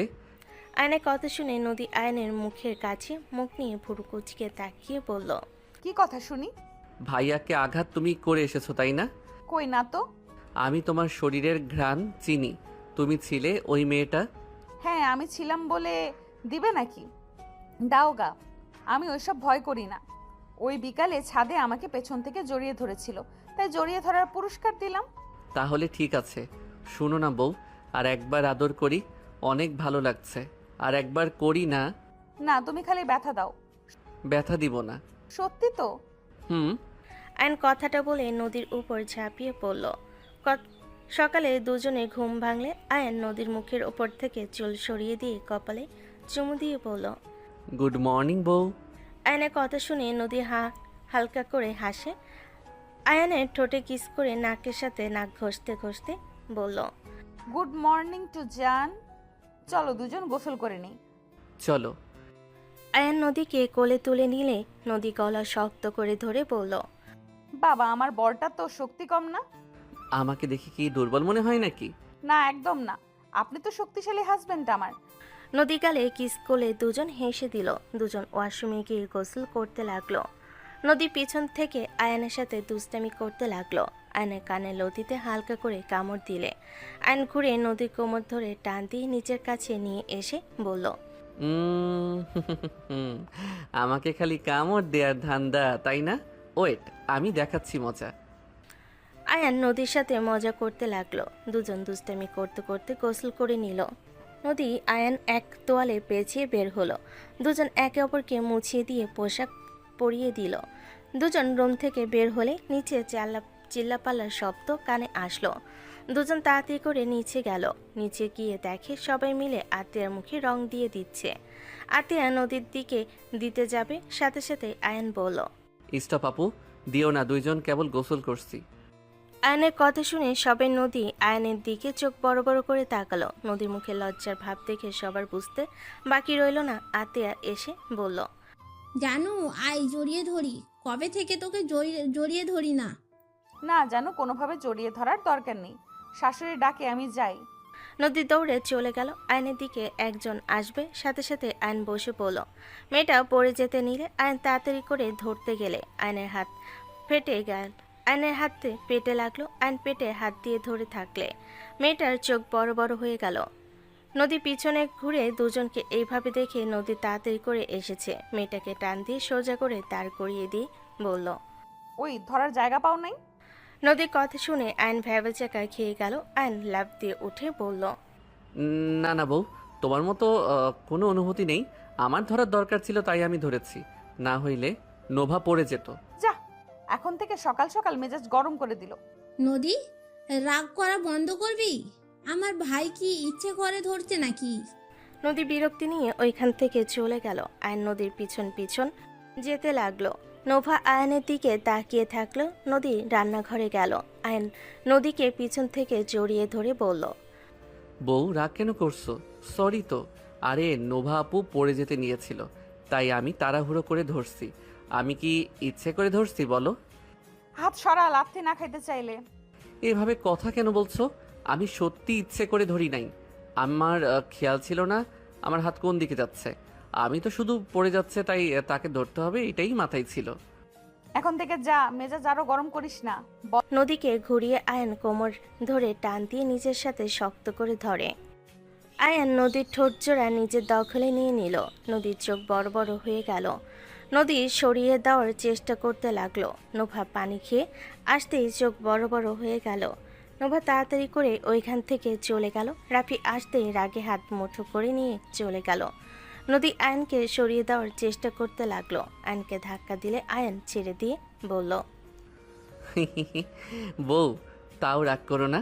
তুমি না লিপ কিস পছন্দ করো, আমি তো নিজের থেকেই দিলাম, তাও রাগ করে থেকো না।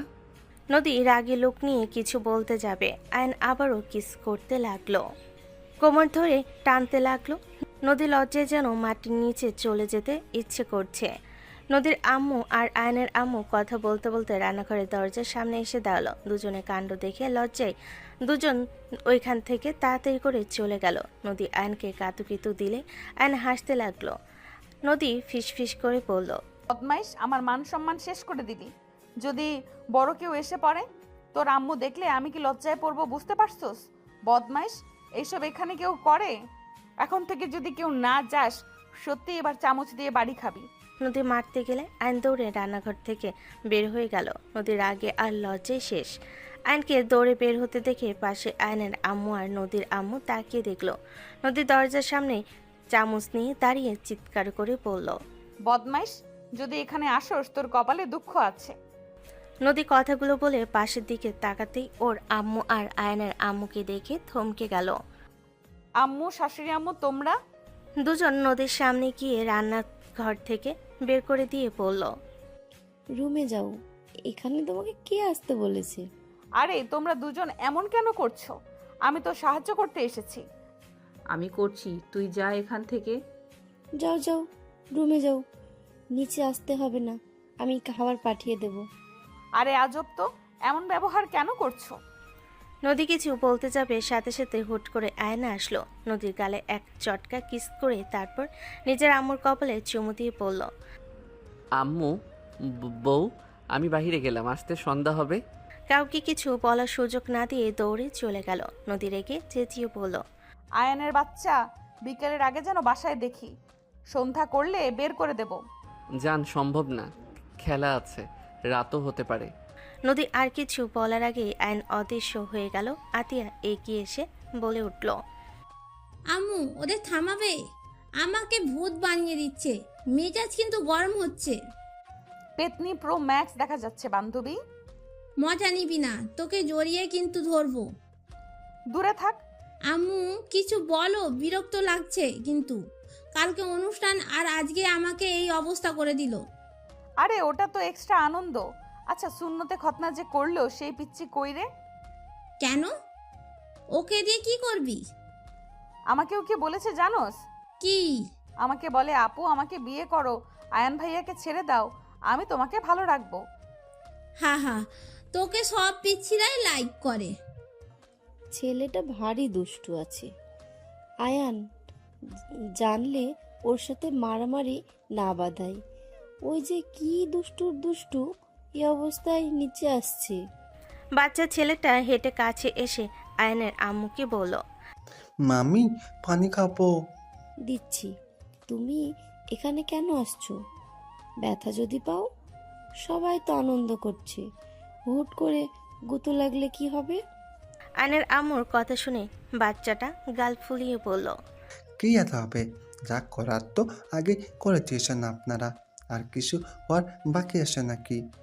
বাচ্চার কথা শুনে আতি আর নদী হেসে কুল পাচ্ছিল না। আয়নের ফুপি এসে বলল, কিরে, তোকে যে বসিয়ে দিয়ে আসলাম, আবার এখানে কেন? পানি খেতে এসেছি আম্মু। এই পিচ্চি, তোর তো বিয়ে করার বয়স হয়ে গেছে। ওইখানে দেখ কত মেয়ে, কাকে পছন্দ হয় একটাকে বিয়ে করে নে। তোমাকে পছন্দ? বিয়ে করবে আমাকে? আমার জামাই আছে, সিঙ্গেল মাইয়াগুলোকে দেখ। তুমি ছাড়া এখানে কেউ সুন্দর না, সবগুলা মজা সুন্দরী। সবাই হেসে আকুল হয়ে গেল। 1 মাস পর আয়ন স্কুল থেকে এসে বাসার সামনে এত ভিড় দেখে অবাক হয়ে গেল। আয়নের সামনে দিয়ে পুলিশ নদীর হাতে হ্যান্ডকাপ পরিয়ে নিয়ে যাচ্ছে। আয়ন দৌড়ে নদীর সামনে দাঁড়িয়ে পড়ল, পুলিশ আঙ্কেল, আপনারা আমার বউকে কোথায় নিয়ে যাচ্ছেন?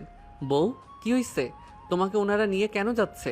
পুলিশ আয়নকে জোরে ধাক্কা দিলে আয়ন রাস্তার উপর পড়ে গিয়ে হাত কেটে রক্ত বের হতে লাগলো। পুলিশ চেঁচিয়ে বলল, এই ছেলে সামনে থেকে সরো। নদী রেখে পুলিশের পায়ে সজোরে একটা লাথি মেরে বলল, ওকে ধাক্কা দেওয়ার সাহস কে দিয়েছে আপনাকে?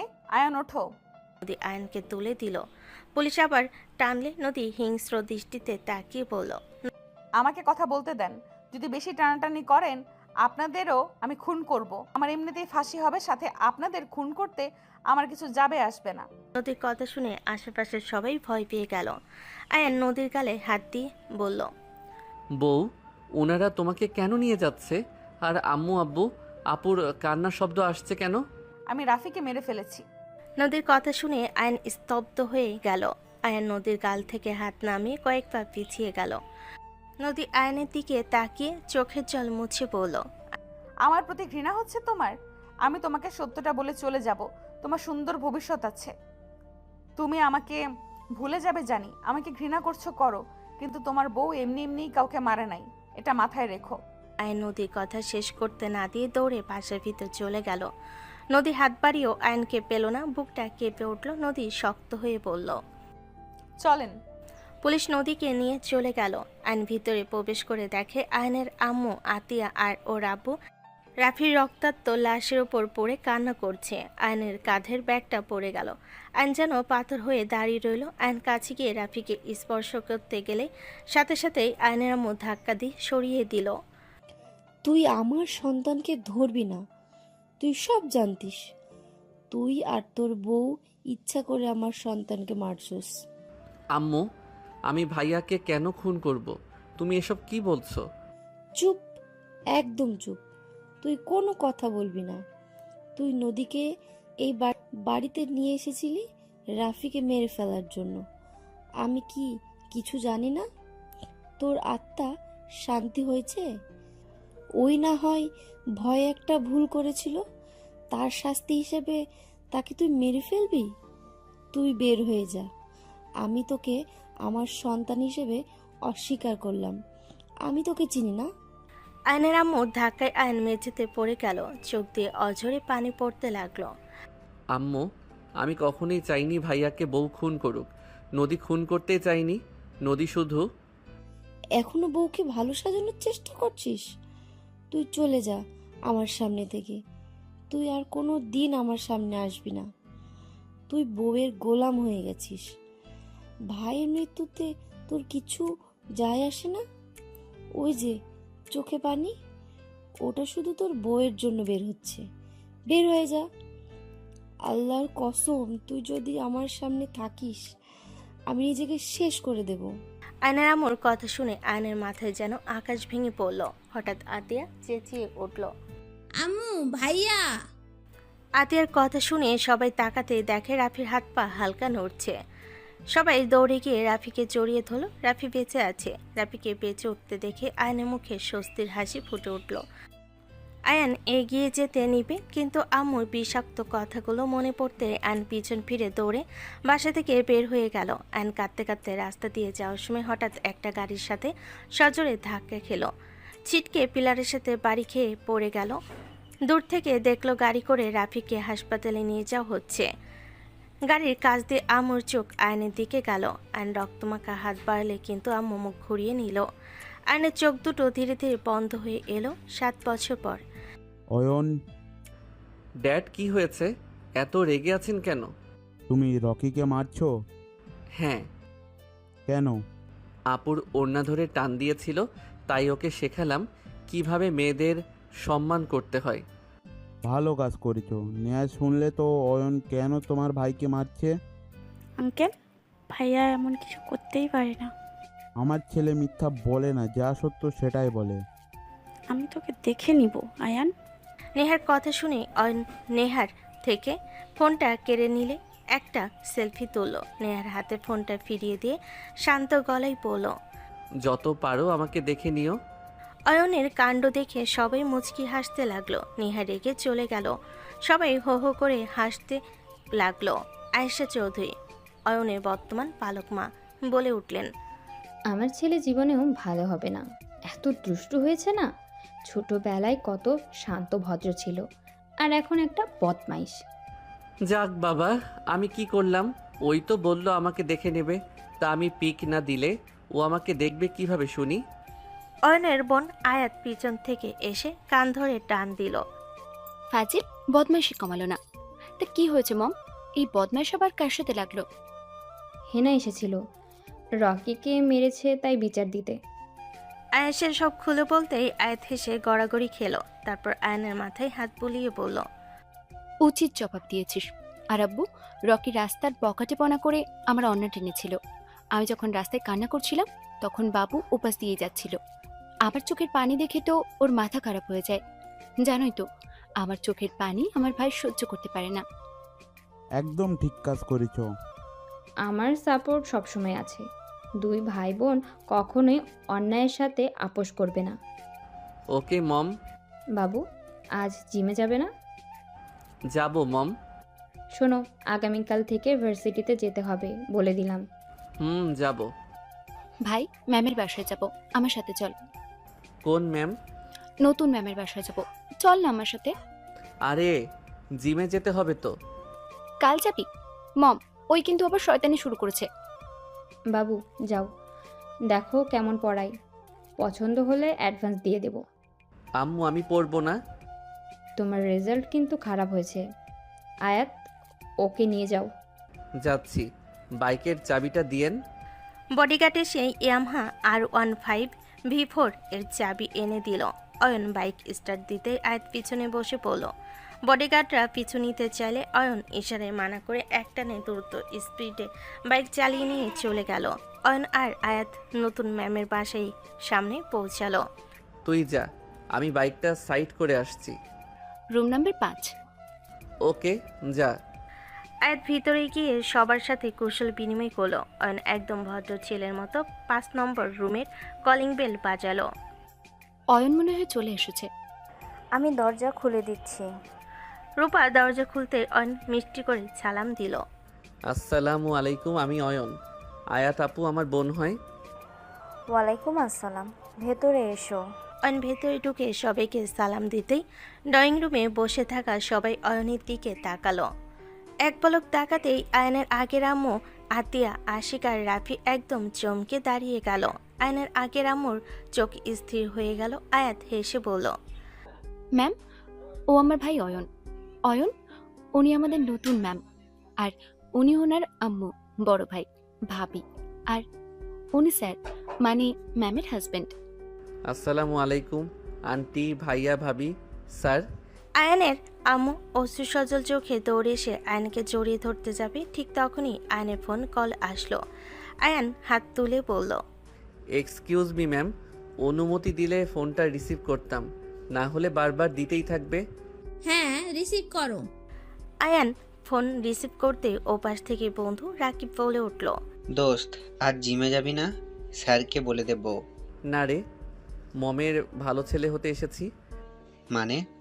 নতুন যে ম্যাম আছে ওনার কাছে পড়তে এসেছি। এখন চলে গেলে মম রেগে যাবে। বাই। আরে আরে শোন, তোর ক্রাশ এসেছে এখানে। কি? উনি এসেছে? ভাই, আমি এখন কিভাবে যাব? মহা বিপদে পড়লাম তো। আচ্ছা রাখ, দেখছি। আয়ন ফোন কেটে দিয়ে আয়াতের দিকে অসহায় মুখে তাকিয়ে বলল, আয়াত আপু, একটা কথা রাখবি? প্রমিস, তোর সব কথা শুনবো। একটা কথা রাখ প্লিজ। ভাই, এখন যাওয়া যাবে না, মম সত্যিই রেগে যাবে। তুই তাড়াতাড়ি পড়ে তারপর যাস। ম্যাম, আপনাকে আমার পছন্দ হয়েছে। সরি, মানে উল্টোভাবে নেবেন না। আপনার ব্যবহার দেখে মনে হচ্ছে ভালো পড়াবেন। আমি আপনার কাছে পড়তে রাজি, কিন্তু এখন আমাকে একটু বের হতে হবে। মম ফোন দিলে শুধু বলবেন আমি পড়ছি। আয়নের কথা শুনে সবার চোখ বড় বড় হয়ে গেল। আতিয়া অবাক হয়ে বলে উঠল, মিথ্যা কথাও বলো। অয়ন, ম্যামকে দিয়ে তুই মিথ্যে বলাবি? ম্যাম যদি রেগে মমকে কল দেয়, দুজনের অবস্থা খারাপ হবে। বোন হয়ে ভাইয়ের পরিস্থিতি বোঝো না আপু। ছি আপু, ছি। আয়াত রাগী লোক নিয়ে তাকাতেই আয়ান হেসে উঠে বলল, আরে মজা করছি। ম্যাম, আপনি পড়াবেন কোথায় আর কখন শুরু করবেন? ম্যাম সরি, আপনাকে তো বলেছিলাম, আসলে ও অনেক দুষ্টু। প্লিজ আপনি কিছু মনে করবেন না। আমি কিছু মনে করছি না, তোমরা এই রুমে বসো, আমি তোমাদের জন্য চা বিস্কুট নিয়ে আসছি। ম্যাম সরি, কিছু আনতে হবে না, আমরা কিছু খাবো না। তোমরা দুইজন গিয়ে বসো, আমি আসছি। আয়ান আর আয়াত পড়ার রুমে চলে গেল। আশিক আয়াতকে নিচু গলায় বলে উঠল, এটা কি আয়ান? আমার বিশ্বাস হচ্ছে না। আয়ান বেঁচে আছে, বাট আন্টিকেও। আন্টি কেন বলল? আর এমনভাবে কথা বলছে মনে হয় আমাদের কি চেনে না, আজ প্রথম দেখলো। আমার মাথায় কি আসছে না, এটা আয়ান, আমি শিওর। তা কিভাবে হয়? আয়ান তো মারা গেছে, আর আয়ান এত দুষ্টু হতে পারে না। আয়ান মিথ্যা পছন্দ করতো না। ও তো শান্ত একটা ছেলে ছিল। এই ছেলের চেহারার সাথে আয়ানের মিল আছে, বাট ও আয়ান না। আয়ান এত বড় লোক ফ্যামিলিতে কিভাবে যাবে? ওই মেয়ে তো বললো ওর ভাই, আর একই চেহারার মানুষ তো দুনিয়াতে 60টা থাকে। আমার মন বলছে এটাই আমার আয়ান। আচ্ছা আমি ভেতরে যাই। আতিয়া ওদের জন্য নুডলস রান্না করে নিয়ে গেল। ম্যাম, এত কষ্ট করার কি দরকার ছিল? তোমরা খাও, তোমরা খেলে আমার ভালো লাগবে। আয়ন আর আয়াত হালকা করে খেতে খেতে অঙ্ক করতে লাগলো। আতিয়া চমৎকারভাবে বুঝিয়ে দিতে লাগলো। হঠাৎ ফুপি ফুপি করে রুমে একটা বাচ্চা ছেলে ঢুকলো এবং আতিয়াকে জড়িয়ে ধরে বলল, পপি, আমি চলে এসেছি। আতিয়া বাচ্চার কপালে চুমু দিয়ে বলল, নাফিস আব্বু, তুমি কার সাথে আসলে? তোমার আম্মুর কি অবস্থা? আমার সাথে এসেছে আয়ান। নদীর আম্মুর মুখে আয়ান নাম শুনে আতিয়া চমকে উঠে বলল, আন্টি আপনারা একটু যান, আমি পরে কথা বলছি। ওদের পড়াচ্ছি তো। আয়ান বেঁচে আছে? ম্যাম, আমার পড়া শেষ, আমি চলে গেলাম। আরও কিছু পড়া আছে, সেগুলো পড়ে যাও। আতিয়ার কথা শুনে আয়ান বাকি পড়া শেষ করতে লাগলো। দুজনে পড়া শেষ হলে আয়াত বাচ্চার দিকে তাকিয়ে বলল, মাশাআল্লাহ ম্যাম, আপনার ভাতিজা দেখতে একদম আমার ভাইয়ের ছোটবেলার মতো। ওরা আব্বু ও অয়নের মতো দেখতে। এই দেখো। আমার যমজ ভাই। ম্যাম, আমি আসছি। আসসালামু আলাইকুম। আপু, তোকে নামিয়ে দিয়ে আমি জিমে যাব। আচ্ছা ম্যাম, তাহলে আপনার অ্যাডভান্সটা নিয়ে নিন, আর আগামীকাল থেকে গাড়ি পাঠিয়ে দেব। আপনি আমাদের বাসায় কি পড়াবেন? এত টাকা অ্যাডভান্স? এখানে একটু কম আছে, 60,000 টাকা, 2 মাসের অ্যাডভান্স ম্যাম। আমরা আসছি। দুজন রুম থেকে বের হতেই সামনে নদী দাঁড়িয়ে ছিল। নদীকে দেখে নদী কাঁপা কাঁপা কণ্ঠে কিছু বলতে যাবে, তখনই আয়াত বলে উঠল, আসসালামু আলাইকুম ম্যাম, কেমন আছেন? আপনার শরীর কেমন আছে? ওয়ালাইকুম আসসালাম, ভালো। অয়ন, উনি তোদের ক্লাসের ইংলিশ ম্যাম। আসসালামু আলাইকুম ম্যাম। ওয়ালাইকুম আসসালাম। আন্টি, ভাইয়া, স্যার, ভাবি আসছি। ভালো থাকবেন। আপনাদের সাথে দেখা হয়ে ভালো লাগলো। আপু চলো চলো প্লিজ। ভাই পড়ে যাব কিন্তু, ম্যাম এসেছে। আসসালামু আলাইকুম। দুজন চলে গেল। আয়ান আয়াতকে বাইকে করে নিয়ে গেল। এদিকে আতিয়া এসে বলল, আম্মু 60,000 টাকা অ্যাডভান্স দিয়ে গেছে, আব্বু চিকিৎসার জন্য যেটা লেগেছিল। আয়ান, অয়ন কিভাবে হয়? বুঝতে পারছি না। ও চৌধুরী গ্রুপের মালিকের ছেলে কিভাবে হয়? ও আমার অয়ন ছাড়া আর কেউ না। আগামীকাল থেকে তো ওদের বাসায় যাব, তখন বুঝতে পারবো কাহিনী কি। খোঁজ নিতে হবে। ছেলেটা যেই হোক প্রচুর দুষ্টু, কিন্তু আমার মন বলছে ওইটাই আমার ভাই। এদিকে আয়ান আয়াতকে নামিয়ে দিয়ে জিমে চলে গেল। জিম থেকে বের হতেই বন্ধু রাকিবের মেয়েকে দেখে ইশারা করতেই আয়ান সাহস নিয়ে মেয়েটির দিকে এগোতে লাগলো, কিন্তু মেয়েটি চলে গেল। রাকিব এসে বলল, দূর বেটা, এভাবে তোতলাতে তোতলাতে কথা বললে জীবনেও পাত্তা পাবি না। ওকে দেখলে আমার বুকের ভিতর স্পন্দন বেড়ে যায়। দেখ। আয়ান রাকিবের হাত নিজের বুকে নিলে রাকিব হেসে উঠল। শোন, ওরা তোদের ভার্সিটিতেই পড়ে। আগামীকাল থেকে ক্লাসে যাব। ওর পাশের মেয়েটাকে আমার পছন্দ হয়েছে। তাহলে তো যেতেই হয়। মমও খুশি হবে, সাথে তার হবু বৌমাকেও পটাতে পারবো। একদিন পর সন্ধ্যার দিকে আতিয়া আয়ানদের বাসায় প্রবেশ করলো। আতিয়াকে দেখে আয়াত এগিয়ে আসলো। আসসালামু আলাইকুম ম্যাম। মম ড্যাড, উনি আমাদের ম্যাম। আসসালামু আলাইকুম। আয়েশা চৌধুরী ও আশরাফ চৌধুরীর সাথে কৌশল বিনিময় করে আতিয়া বসলো। আয়েশা চৌধুরী কাজের লোককে ডেকে বললেন, যাও, ছোট সাহেবকে রেডি করে নিচে পাঠাও। আয়ান সোফায় এসে আয়েশা চৌধুরী কোলে মাথা দিয়ে শুয়ে পড়ল। মম, ঘুম পাচ্ছে, পড়বো পরে। ম্যাম এসেছে, ওঠো বলছি। আমাকেও বের হতে হবে, পার্টি আছে। ওঠো, পড়তে বসো। আয়ন উঠে আতিয়ার সামনে এসে সালাম দিয়ে বসলো। আয়েশা ও আশরাফ চৌধুরী চলে গেলেন।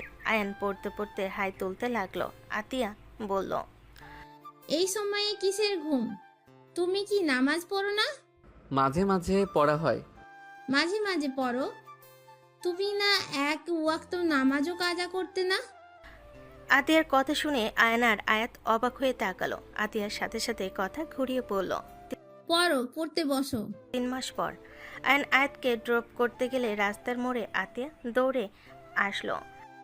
অয়ন, আমার ভাতিজাকে বাঁচাও, ওকে রক্ত দিতে হবে।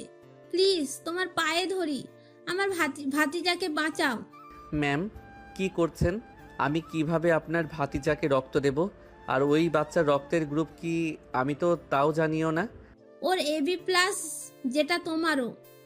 ম্যাম, আপনি কিভাবে জানলেন অয়নের রক্ত এবি পজিটিভ? আপু, পরে প্রশ্ন করিস, রক্ত দিয়ে আসি চল। আয়ান আয়াত আর আতিয়া হাসপাতালে চলে গেল। আয়ান ভেতরে ঢুকতে নদী দৌড়ে এসে আয়ানকে জড়িয়ে ধরল। আয়ান, আমাদের সন্তান মৃত্যুর সাথে লড়ছে, আমাদের ছেলেকে বাঁচাও আয়ান। নদীর কথা শুনে আয়ন থমকে গেল। আয়নের চোখের সামনে অতীতের কিছু দৃশ্য ভেসে উঠল। নার্স এসে ডাকতেই আয়ন নিজেকে সামলে নিয়ে রক্ত দিতে চলে গেল। বাচ্চাটার দিকে তাকিয়ে আয়নের অজান্তেই বুকটা কেঁপে উঠল। নদী ম্যাম কি বলল? আমাদের সন্তান মানে? আর নদী ম্যামের স্পর্শ কেন জানি আমার এত চেনা লাগছে, মনে হচ্ছে কত জন্ম ধরে তার সাথে আমার পরিচয়। রক্ত দেওয়া শেষ করে আয়ন বের হতে নদীর সামনে আসলো, কিন্তু আয়ন নদীকে পাশ কাটিয়ে পেছনে থাকা তার ক্রাশ নোভাকে জড়িয়ে ধরে বলল, কেমন আছো? এখানে কি করছো? আম্মা অসুস্থ হয়েছিল, তাই ফোন ধরতে পারি নাই। তুমি আমাকে ভুল বুঝলে? নদী আয়নকে অন্য একটি মেয়েকে জড়িয়ে ধরে থাকতে দেখে বুকের ভেতরটা চুরমার হয়ে গেল। আয়াত কড়া চোখে তাকাতেই আয়ন নোভাকে ছেড়ে দিয়ে তোতলাতে তোতলাতে বলল, মানে আপু? বুঝেছি, কতদিন ধরে চলছে এসব? আপু 3 মাস। বাসায় চল, তোর খবর আছে। বুকে হাত দিয়ে পড়ে যেতে নিলে আয়াত ধরে ফেলে। ম্যাম, আপনি ঠিক আছেন? হ্যাঁ। আয়াত, তোমায় একটা কথা জিজ্ঞেস করব, অয়ন কি সত্যিই তোমার নিজের ভাই? হ্যাঁ ম্যাম। 3 দিন পর আয়নের বাসায় মামি আতিয়াকে কটু কথা বলে অপমান করছিল। আয়শা, তোর এই শিক্ষকের কোনো কমন সেন্স নেই? এত দামি একটা ফুলদানি ভেঙে ফেললো, ওকে বিক্রি করলেও এই ফুলদানির দাম উঠবে না। আতিয়া চুপচাপ দাঁড়িয়ে কাঁদছিল। আয়ন উপর থেকে নামার সময় আতিয়ার চোখে জল দেখে আর নিজেকে সামলাতে পারল না, চিৎকার করে নেমে আসলো। মামুনি। আয়ান সোজা এসে আতিয়াকে বুকের সাথে জড়িয়ে ধরে রাগে কাঁপতে কাঁপতে বলল, আপনার সাহস হয় কি করে ওনাকে অপমান করার? একটা ফুলদানির জন্য আপনি ওনাকে এত কথা শোনালেন? ছি ছি আয়েশা, তোর ছেলে একটা বিবাহিত মেয়ের প্রেমে পড়েছে, কিভাবে জড়িয়ে ধরে আছে দেখ। Just shut up. আর একটা নোংরা কথা বলবেন না। মম, উনি আমার বড় বোন, আমার সব মনে পড়ে গেছে। আমি অয়ন না, আমি আয়ান। আয়নের কথা শুনে পুরো ড্রয়িং রুম নিস্তব্ধ হয়ে গেল। আতিয়া থমকে গিয়ে আয়ানের দিকে তাকালো। ভাই, তুই আমাকে চিনতে পারছিস? হ্যাঁ আপু, নদী যেদিন আমাকে জড়িয়ে ধরেছিল সেদিনই আমার সব মনে পড়ে গিয়েছিল। না অয়ন, তুই আমার ভাই। আপু, আমি অয়ন না, আমি আয়ান। তবে তুমি সব সময় আমার বোন থাকবে। কিন্তু মম, ড্যাড, আমি বিবাহিত। নদী ম্যাম আমার স্ত্রী, আর উনি আমার সন্তান। আয়ান, তুই আমার বুক খালি করে চলে যাবি না বাবা? মম, আপনি আমার মা, কিন্তু আমার স্ত্রী সন্তানকে ছাড়া আমি থাকতে পারবো না। তাহলে আমরা আমাদের বৌমা আর নাতিকে নিয়ে আসব। চল আশরাফ, চল। সবাই নদীর বাসায় গেল। আয়ন ওর আগের আব্বুর সামনে গিয়ে মাথা নিচু করে দাঁড়ালো। আব্বু, কেমন আছো? বাবা মার, তুই আমাদের চিনতে পেরেছিস? আয়ন সবাইকে নিজে পরিচয় দিল। আয়াত বলল, ভাইয়া, তোমার আম্মুর সাথে পরিচয় করিয়ে দিলে না? আমার কোনো আম্মু নেই, আমার এই মমই আমার একমাত্র মা। আয়নের আম্মুর চোখ দিয়ে পানি গড়িয়ে পড়ল। নদী ভেতর থেকে বের হয়ে আয়নকে বোঝানোর চেষ্টা করলো। আয়েশা চৌধুরী পরিস্থিতি বুঝতে পেরে আয়নের মাথায় হাত রেখে বললেন, আয়ান, তোদের আলাদা করার ক্ষমতা আমার নেই। আমার বাড়ির দরজার তোর জন্য সবসময় খোলা থাকবে। চৌধুরী পরিবার চলে যাওয়ার পর আয়নের আম্মু কান্নায় ভেঙে পড়ে স্বীকার করলেন, আমি একটা স্বার্থপর মা। 7 বছর আগে এক সন্তানকে বাঁচাতে গিয়ে রক্ত ভেজা আর এক সন্তান আমার দিকে হাত বাড়িয়ে দিয়েছিল, কিন্তু আমি তাকে রাস্তায় ফেলে চলে গিয়েছিলাম। সেই পাপের শাস্তি আমি পাচ্ছি। সব আমার দোষ, আমার পাপের কারণে আজ আয়ান আম্মুকে অস্বীকার করছে। রাত 10টার দিকে নদী আয়নের জন্য খাবার নিয়ে রুমে আসলো। আয়ন নাফিসকে ঘুম পাড়িয়ে চুপচাপ বসেছিল। নদী আয়ানকে পরম আদরে খাইয়ে দিতে দিতে বলতে লাগলো, আয়ান, মা তো মাই হয়। কত রাত তোমার আম্মু তোমার জন্য কেঁদেছে তুমি জানো না? বাবা মায়ের সাথে কি কখনো রাগ করে থাকতে হয়? তুমি ঠিক বলছো বউ। বউ, ঠিক আছে, আমি আম্মুর সাথে কথা বলছি। আয়ন দরজায় গিয়ে ডাকলো। আসবো আম্মু? আম্মু ডাক শুনে আয়নের আম্মু দৌড়ে এসে আয়নকে জড়িয়ে ধরে সারা মুখে চুমু দিয়ে কাঁদতে লাগলো। বাপরে, আমাকে ক্ষমা করে দে। রাগের মাথায় আমি কি করেছিলাম আমি নিজেও জানি না। সন্তান যতই খারাপ হোক, মায়ের কাছে সে সন্তানই থাকে রে বাপ। আয়ন আম্মুকে জড়িয়ে ধরে কান্না করে সব অভিমান মুছে ফেল। আম্মুর রুম থেকে বের হয়ে আয়ন নদীর রুমে ঢুকতেই দেখলো নদী একটা পাতলা কালো শাড়ি পরে দাঁড়িয়ে আছে। অপূর্ব আকর্ষণে আয়নের বুক কেঁপে উঠল। আয়ন আর নিজেকে ধরে রাখতে পারল না। সজোরে দরজায় খিল লাগিয়ে সোজা গিয়ে নদীর উপর ঝাঁপিয়ে পড়ল। বাকিটা ইতিহাস। সব অভিমান শেষ হয়ে ভালোবাসার নতুন এক ভোর নামলো তাদের জীবনে।